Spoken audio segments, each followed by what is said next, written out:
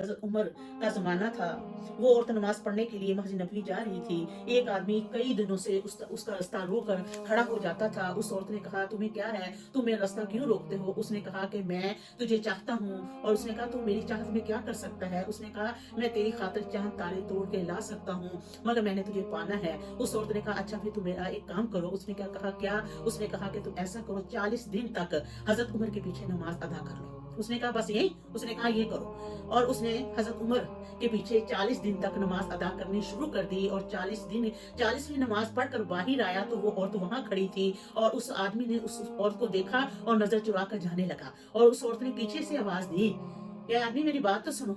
उसने कहा, क्या है? उसने कहा कि तूने 40 दिन का मुझसे वादा किया था कि मैं हजरत उमर के पीछे नमाज अदा करूंगा। आज 40वें दिन की आखिरी नमाज है। तो उस आदमी ने कहा कि हजरत उमर ने मेरा दिल अल्लाह ताला के साथ लगा दिया है, अब मुझे तुम्हारी जरूरत नहीं।